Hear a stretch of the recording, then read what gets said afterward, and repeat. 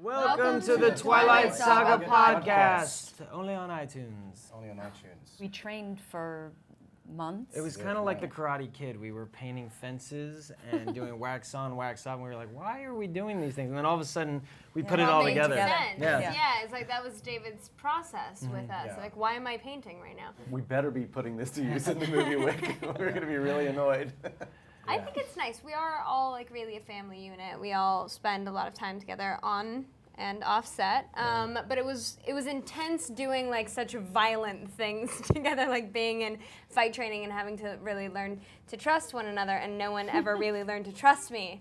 I was probably the most violent. No, but truly none of the stunt men would want to rehearse with her at a certain point.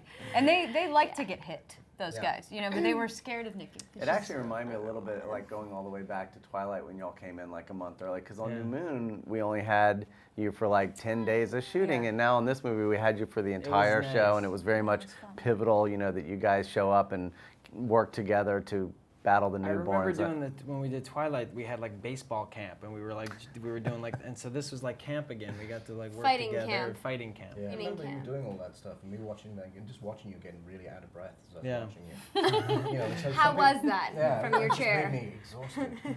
But I think he'd be eating sandwiches, going, "Try that one again." No, you know, and you know, so a lot of directors are those guys who, you know, they get in the harnesses to show the actors that they're there with them. And they'll do all of the stunts with them. I'm not that guy. No, I'm just focusing on 100 million. No, but you know, things. you did do something. When you had me on that weird dolly chair thing and you were flying me back and forth in this hallway, you were jogging alongside, talking to me. But we didn't have that much time, and so I think you didn't have a choice there. I was just running. It's funny, the amount of eating I had to do to keep fat. And if you see any photographs of me throughout the production process, I'm eating. And just because I was moving around so much, You needed the energy. I mean, I was losing weight for 5 months or something. I was putting on weight faster than when I was a fetus. It's the weirdest thing. Making these movies is the only time where I actually go up to a director. I think I went up to David a few times and went like, "Are you okay?" But not because you were like expressing that you weren't, but just because I can't imagine being in your position. It's just so insanely overwhelming just watching you. So I always you had so many different themes running through this movie, and you had to worry about the action stuff, you had to worry about the love triangle, and you had to worry about the vengeance aspect, you had to worry about the alliances of these two, and it's a bigger cast than I think any movie. Right. I mean, the cast that we have between the werewolves, the vampires, the bad vampires, the Volturi. I mean, that puts a lot on your plate. Yeah, you remember actually when we first met, I kind of met each one of you individually. That's so impressive, and it meant so much to us, all of us. That's part of the process, is just like, first of all, knowing what you know, and just trying to, see, the thing is because if you did bring it all at once, your head would explode. But you kind of have to break it down into small, manageable pieces. And so part of that was just like meeting each one of you guys and saying, well, you've done 2 films already. Yeah. Tell me everything you know.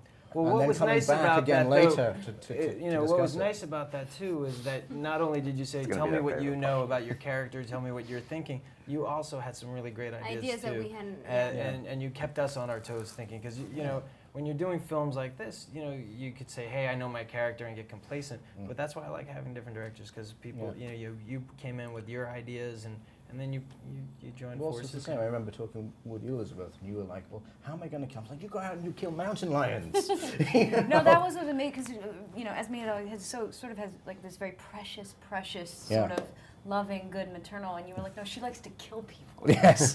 That's what Carlisle That's what he said to me too. The wild side of it. No, it was just me. It was just me. I think it's great though that you did that. It was just you. He didn't ever say. He actually told me to calm down a few times.